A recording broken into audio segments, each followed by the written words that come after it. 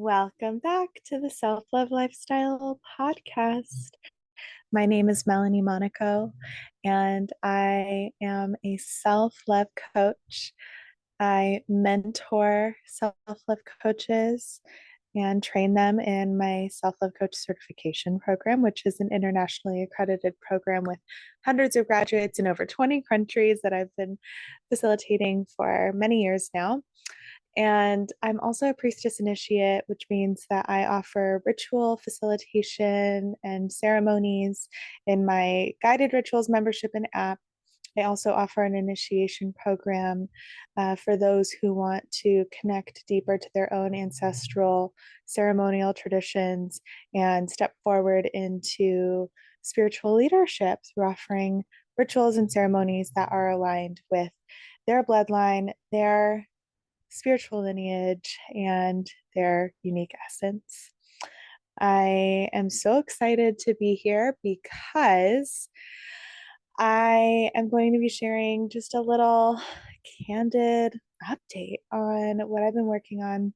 Last time I did this was um, many months ago at this point. I want to say maybe 3 months ago, probably more, closer to the new year, but now it's July. So we're halfway through the year, and I just wanted to share a little bit about where I am at. I'm going to call this episode Healing at Hyperspeed, and you'll understand why. But the inspiration is that I was having a conversation with my husband last night, maybe the night before. And I was talking about how this in the past year and a half, I mean, the past few years have been an initiation since becoming a mother. And I've shared this in other podcast episodes, but I had, I was pregnant during the pandemic, which was a thing unto itself, and which activated a perinatal mood disorder, which really showed up as anxiety. Retroactively, I can see it was actually OCD, which, if you don't know what OCD is, like we talk about OCD candidly, it's like, oh, if you have to like knock 5 times, or else you feel like something bad's going to happen, or you have to go back and check that the oven is off 5 times, whatever. But actually, to me, OCD was more of an intrusive thought. And it's hard when you have intrusive thoughts and you're also an intuitive person. I know some of you will relate to this, but it's hard to navigate, like, is that an intrusive thought or is that my intuition? And I've heard a lot of spiritual mentors and guides talk about this, saying, well, if it's an intrusive thought, it's going to be fear based. And if it's your intuition, there's not going to be any fear. Or if it's your intuition, it's going to be a body feeling, versus an intrusive thought is very much in your mind and it's a story. But the thing is that, like, I don't think it's that clear cut. I don't think it's that black and white. And I think both things can exist at the same time. But this is something I'm still learning, and I'll share some more about how I've integrated and navigated that experience. But I had a challenging experience with my pregnancy during the pandemic, and then a home birth that transferred to a hospital that was really traumatic. It took me like a year and a half to heal, especially because my mom died during that healing process, and then my grandmother, and it was just a lot. Um, so it's been about a year and a few months since I felt like I finally came up from being submerged in the trauma of all of those combined experiences. And I will say, even in the midst, some of you may have worked with me, like when I was, running my coaching programs and doing workshops and whatnot, in the midst of that. And just because I was going through and healing some of that really hard stuff doesn't mean that I wasn't also able to show up in service, or like be joyful, or nourish myself. I think there's a real expectation that I see, especially among business owners and entrepreneurs and people aspiring to be coaches or healers in some capacity, where they're like, well, what if I have a really hard thing happen? How am I going to show up and help other people? Or I'm still healing from this hard thing. How am I going to show up?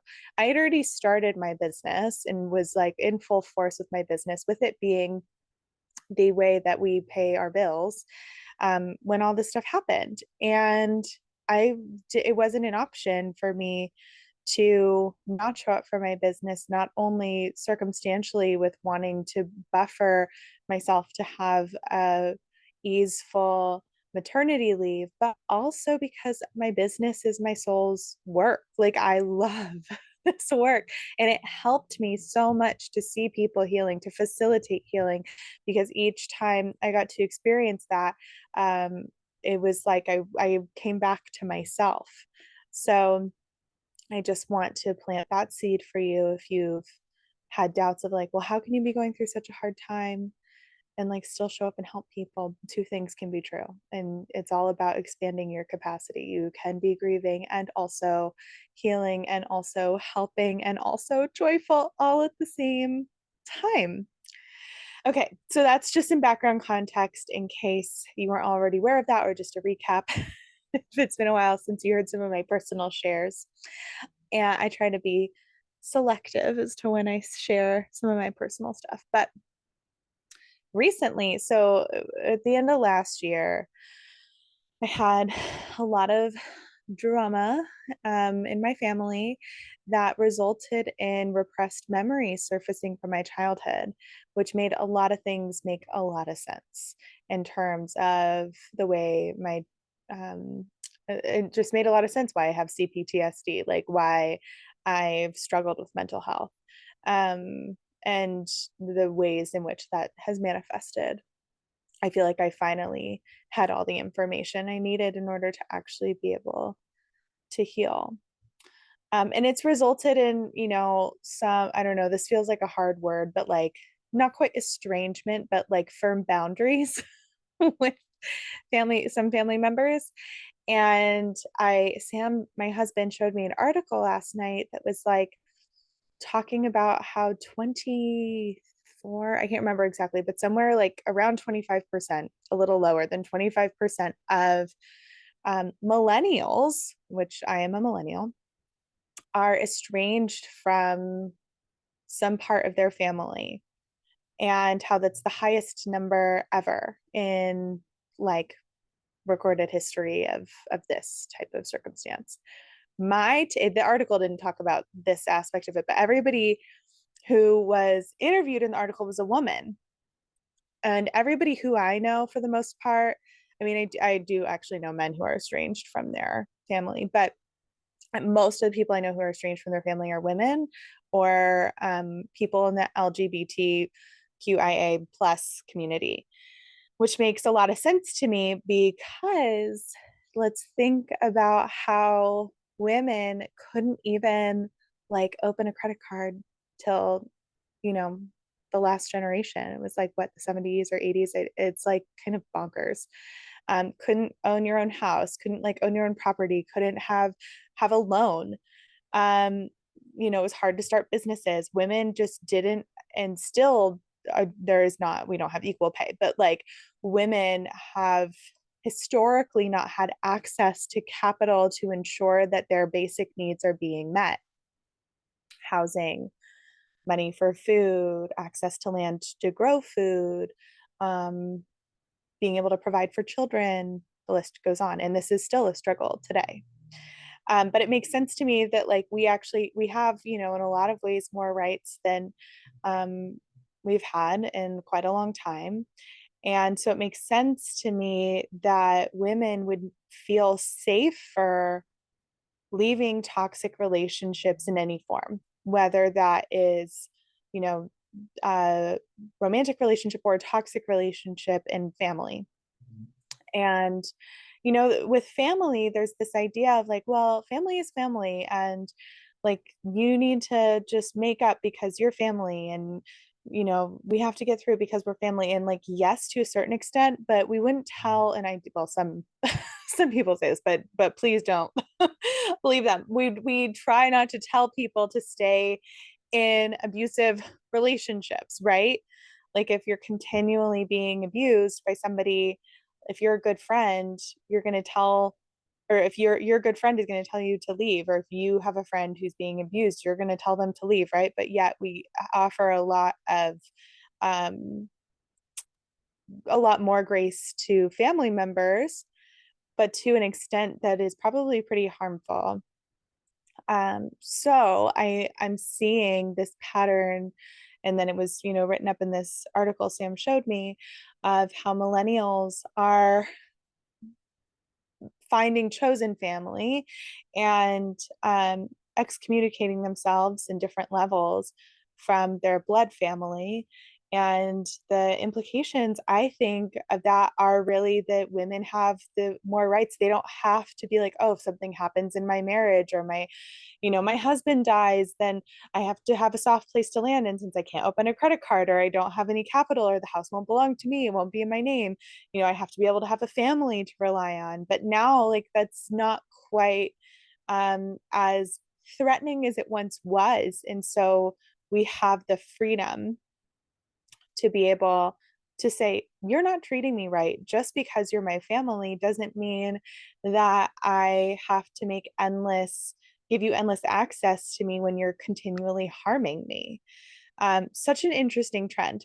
Okay, so it's like a tangent, but it's been really eye-opening for me to look at who am I outside of my family. And especially since my mom is no longer alive, there's something that happens when you like, I love my mom. I love my mom with my whole heart. We had a challenging relationship and also like a beautiful relationship. And it was amazing and also really difficult.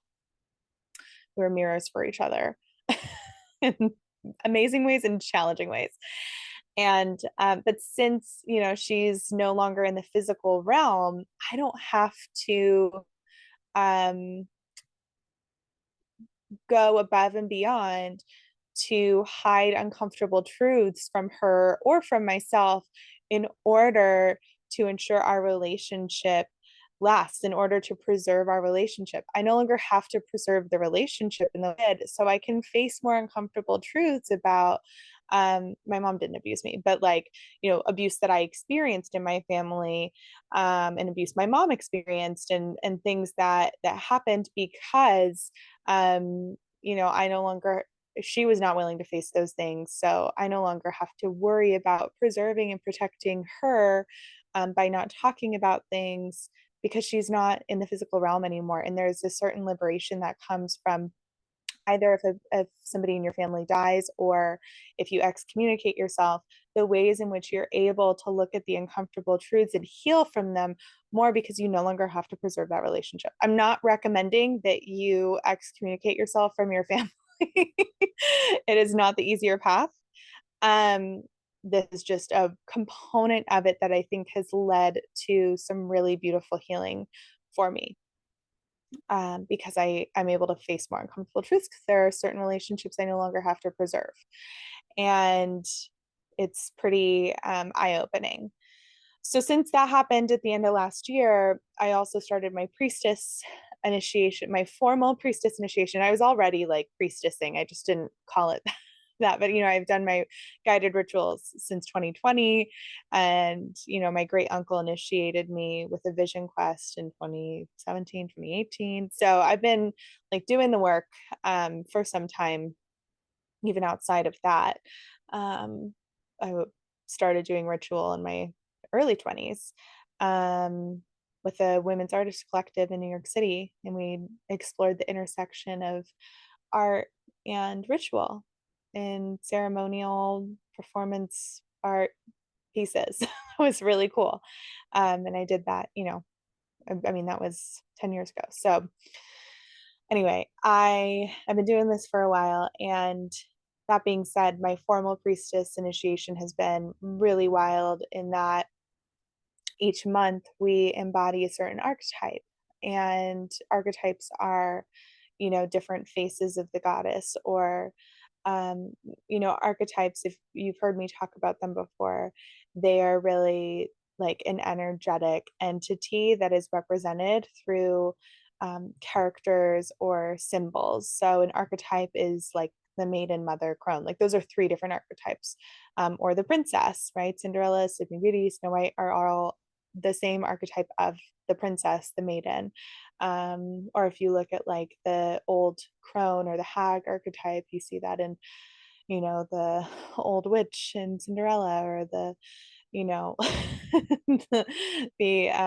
old lady in the woods and Hansel and Gretel, like all of these fairy tales, right? And also mythology. We see them in mythology and we see them in the religious texts and spirituality. They're all together. These are universal archetypes. So, anyway, in the priestess work, we are embodying a different archetype each month, starting with we did the Great Mother in January, and then the Goddess of Compassion in February. And we've just been moving through. We did Creator, Destroyer, Preserver, which is like the goddess of destruction and creation. We see her as Kali Ma. In Hinduism, Pele, in Hawaiian, spiritual deities, and so many other places. And right now we're in Goddess of Love, which is like Venus, Aphrodite.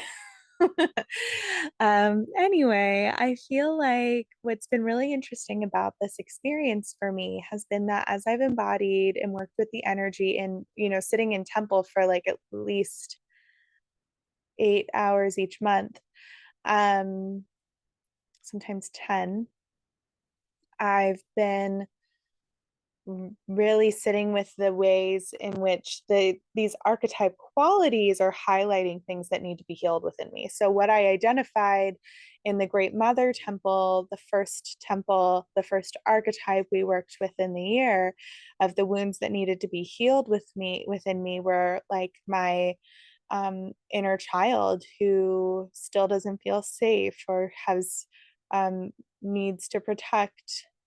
My inner child needs to protect herself, um, in the ways in which that closes me off from vulnerability or pushes people away or causes me to have big reactions when it's not actually necessary. And then in the Goddess of Compassion, it's like focusing on the ways in which I'm holding myself accountable for things I don't need to, or like blaming myself, right? There's been different things. It's kind of similar to if you've worked with me in my programs or done any of my free workshops, it's kind of similar to the self-love roadmap, in that like the self-love roadmap, we go through each of these steps and there are different, shines a light on different parts of ourselves or different parts of our lived experience we need to heal.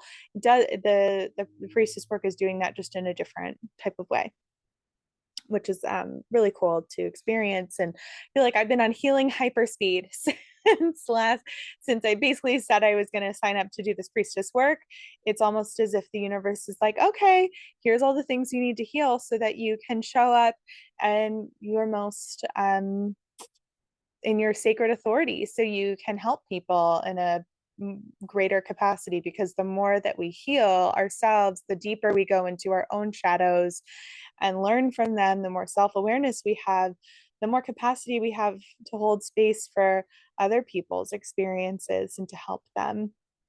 It truly is a gift to do the work, um, because of what we're able to put out into the world and how we're able to receive other people, with less judgment and way more understanding, less of ourselves in the mix, and instead just seeing people in the experience that they're in, because we're not being triggered by our own personal thing. And also maybe we have wisdom, from our healing experience that helps somebody. I mean, I certainly have been healed by, or in part by, people having gone through similar experiences I've gone through, and then holding space for me after they've healed from that experience. I mean, I think that's what healed my birth trauma, is that am still sitting with a practitioner who had gone through her own home birth transfer many, many years ago. And she, because she sat through that, she knew. And I felt like it was so healing for me to sit with somebody who actually got it. So the more that you heal, and also just the more life experience you have, the more you're able to sit with a wider range of circumstances that people bring to you. And the more you're able to sit with yourself in the discomfort, the more you're able to sit with others in their discomfort. And it is through sitting in the discomfort that we have the revelatory breakthroughs that lead to the moments of divine connection that come from the healing process. What a gift that is, honestly. So I've been healing at hyperspeed, just one thing after the other. And recently it's been confronting the ways in which I've actually held fear about my body, which I didn't even know I had this till recently. Um, Fear about my body because my mom died of breast cancer, and my grandmother had breast cancer, and my mom's cousin had breast cancer. So it's a very, that like I guess I'm technically, at risk, right? But it's something I've been like, I'm in my 30s. I'm like, I don't, this is not something I have to worry about yet. But then it's been coming into my world in terms of like people I know who are peers being diagnosed. And then I received a sound healing table from my friend Lauren. And after she gave it to me, gifted it to me, she told me it was built for a woman who was recovering from breast cancer. And it was also recently, like a few weeks ago, the anniversary of my mom's passing. And also then it was my mom's birthday. And it's just like a lot in my being brought to my awareness about this. And then I was doing a breast check and thought I felt something that reminded me of what I felt when my grandmother had me feel her tumor, and it freaked me out. So I've been sitting and, like, just so you know, I'm getting it checked out by a doctor, and also like I think it might have dissolved already, but I'm not worried about it. Like in my heart and in my gut, I know I'm fine. Also, like it triggered all of this stuff is triggered something that I didn't even really know was there, or maybe I thought I had more time before I had to worry about it. Um, and I feel like what I've learned in the synchronicity of all of these experiences happening at the same time, and really my attention being brought to a very deep seated, uncomfortable fear, is that like if there is a fear that I am unwilling to face, or I'm pushing it off and saying, I'm going to focus on that another time, or I'm going to deal with that another time, it will come up. And what a gift it is actually to be able to deal with it before hopefully something happens like really scary and really dramatic.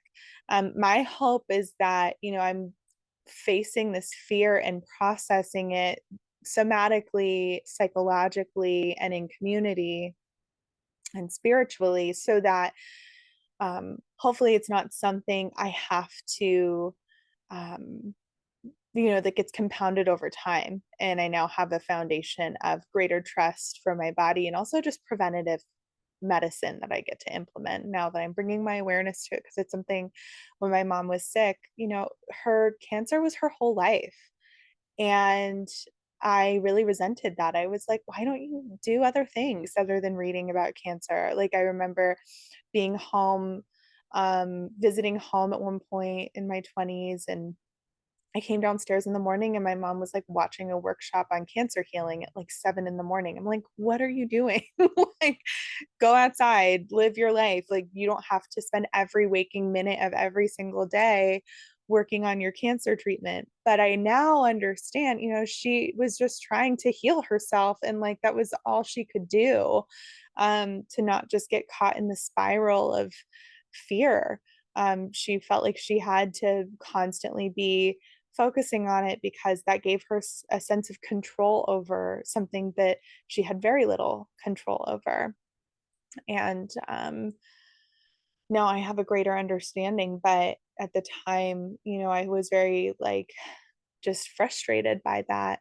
And I think because of that, I've really pushed away even grieving the cancer my mom had. Like, I've grieved my mom. I'm grieving. It's a lifelong thing. I'm going to be grieving my mom forever.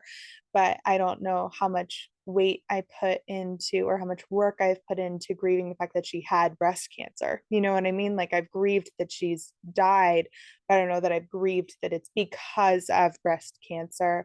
I've given very much, I think I've tried to protect myself from putting a lot of fear and weight and um, focus in that, which I think is a good thing to a certain extent. And also, like, I think it's a gift to be able to face the fear head on, because it's inevitably there. So now I'm working to find the balance of not being afraid, not looking for something scary, but also making sure I'm tending and caring to myself in order to not only just be preventative, but also like heal whatever is still within me from the generational transmissions from my grandmother and my mom.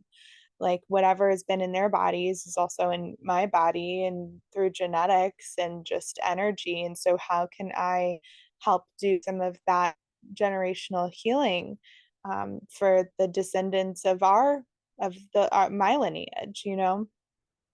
It's so interesting to think about what we distance ourselves from in family and the boundaries we set up around family, and also the ways in which we get to heal simultaneously, and that sometimes the distance allows us to heal.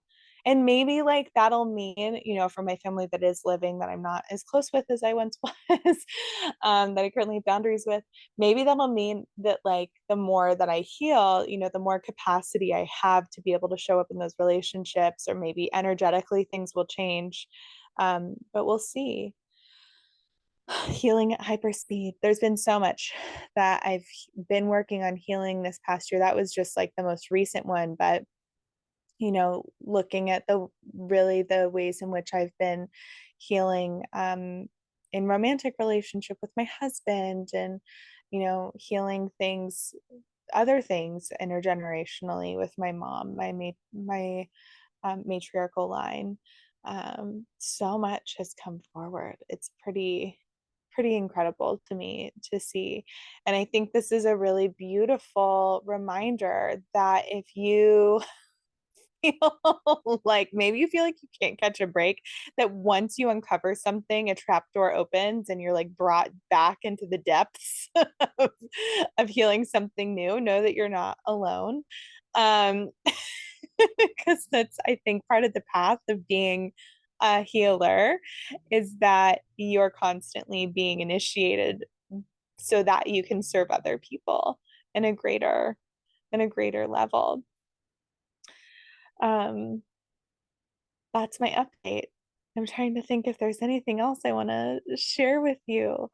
Some of the other cool things that have happened in the past year or in the year so far, are that I've done a lot of like deep ancestral work. I think I mentioned this on, maybe it was an Instagram live, or maybe it was just in my ritual facilitator training, or I can't remember, but I did a vision journey in my mind, like a out of body experience through an ancestral temple, and connected with an ancestor who told me on a map where she was. She pointed to it and she kept saying, pick up, pick up. And I was like, what are you talking about? And then after the temple, I looked up a map because it showed Western France, like where she was pointing on the map looked like Western France to me. And I looked up a picture of old Western France, like pre-Roman invasion. There was a tribe in the exact location she pointed to called the Pictons. So she wasn't saying pick up. That's just the only thing I could like interpret, but she was saying Picton. So that was really synchronistic. And then I was listening to the old language there, like somebody who had revived it or had been studying it was sharing some of it on YouTube, and I was watching it, and he said a sentence, and the way he was doing the translation is he would say a sentence in the old language, which is a dead language. It sounds nothing like modern day French, which I don't even speak yet. Somehow I understand, but I clearly have ties there. But it's in the old language, and then he would say translate it to English. So he said this sentence in the old language, and in the back of my mind I just had this thought of like, oh, I think that sentence is about a horse. And I didn't even think about, when you have a passing thought and you don't even give it any weight. But then the sentence was, I pull a horse drawn by a wide chariot, or something like that. And it was, or I pull, no, I pull the horse pulls a chariot, or a wide cart or something. I can't remember. Anyway, it was about a horse. And I was like, what is going on? So then I brought it to my husband and I was like, I haven't listened to the rest of these sentences. I just want you to witness this because I think I'm like intuitively knowing this old language. And sure enough, like the next sentence we heard, again, it's a dead language. You can't even tell what it sounds like. Any of the words are, they don't sound like anything contemporary. It's not Latin. It's an old language, dead language. And I like see in my mind's eye a picture of fire. And I'm like, I think this is something about like fire and an iron. And the sentence was, the blacksmith made a sword. You know, it was like, this happened like 5 times over. It was really wild. Um, and I think some of that was from the deep healing work I've been doing of just being able to unlock. I believe this was an ancestor, and we just have like, we're learning more and more about epigenetics and how um, we receive information in our DNA. And I think my belief is that I'm healing at like many levels, including a deep cellular level that perhaps unlocked a memory in my DNA. Um, and we are hearing more and more about this. I had one of the folks in my training program talk about how there's this study with mice where and it's really sad, honestly, that scientists did this, but it's information that we have now, I guess. But they like abused mice while the mice were smelling a certain scent, like they physically hurt the mice. The mice all had babies, and the babies, they didn't hurt them, but they brought them the scent, and the babies had a physiological reaction to that scent, even though they were not actually being abused. Um, like their nervous systems went on alert, even though they themselves had not experienced the physical trauma that the parents did when they were smelling the scent. And this happened for generations. I can't remember how many generations of mice, but it was at least 3. And wow. That tells us so much about what we carry from our family, and the healing that we get to do for ourselves also heals the generations after us and the generations before us. I believe that it goes in both directions, which is so much of the work that I'm doing now. And as I, prepare for hopefully another pregnancy in the next 6 months, I'm considering all the ways in which I want to prepare my body and prepare my mind and prepare my heart to welcome another soul into my body. And this family healing, I've done so much of this after my son Leo was born, but it's such a gift to be able to do it now before having another little one. And I'm just really excited about what will unfold there and how my next experience in pregnancy and postpartum will be so different having done this work now. The irony is that when I got pregnant with my son in 2020, the end of 2020, I found out I was pregnant in January 21, but I had done a lot of work already. I did so much work. And it just continues. And my mentors who are older than me by, 20, 30 years tell me that it just keeps going, it keeps unfolding. But that's part of the journey that I'm here for. Like, I'm really excited to see what new levels I get to unlock over the next 30 years, what levels I'll be unlocking when I'm in my 60s. That'll be really interesting.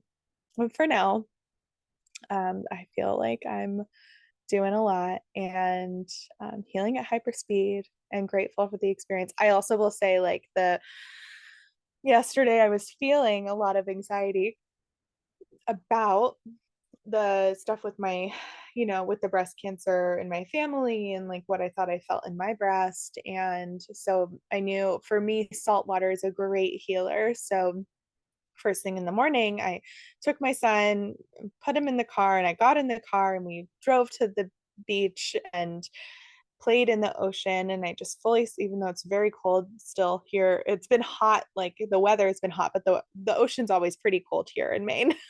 Even in the summer. But I just submerged myself and just allowed that to be healing, and then had a session with my priestess mentor, and then did a myofascial, which if you don't know the fascia, it's in between your muscles and your skin, and it's like a lot of what holds trauma is fascia, from what I understand. I'm not an expert on this, but I did a myofascial release of my heart and chest and breast space, which I'd never worked on that area of my body before. Like if you don't know, like I have a background in teaching yoga and group fitness, and I love body work in different capacities. Like I love getting massages. I love stretching my body and being in connection with my body and healing somatically, but I'd never specifically worked on that space before. And it just really offered me so much relief, of course, physically, just like opening up my heart. And, I've been breastfeeding for almost 3 years, and all of us just like hunched over our computers or our phones or whatever, like to just open up the heart spaces. Wow, energetically and physically, such a relief. And then also just, I felt like some of the generational stuff was being healed through that too. It was like an hour and a half I spent doing that work. It was a gift. Um, so I 10 out of 10 recommend doing some fascia work anywhere where you energetically or physically are holding fear or pain. And yeah, I'm feeling even just today a lot better. So we'll see how it all unfolds. I feel really grounded, and in my gut, I know everything's okay. And I'm feeling the fear and honoring the fear and not pushing it aside, being in relationship with my body and with the fear without judgment, shame, um, or trying to pretend it's not there. I think there's a way to hold the fear in with reverence and not feel like it's there's something wrong in being afraid. I think that's what the manifestation law of attraction work can create a shame spiral when we think that having any amount of fear is going to create something bad in our lives, when actually it's really normal to have fear, and it helps us unlock deeper parts of ourselves if we're willing to sit with it and through the discomfort long enough in order to learn from it. And then once you learn from it, it dissolves, or at least softens. I love you so much. Thank you for listening. I hope that this helped you in some way. If it did, actually, please let me know. I don't do these very candid personal shares often. So when I do, I really love to hear if you listened, if it helped, just so that I know. Just so that I know my vulnerability here is helping somebody.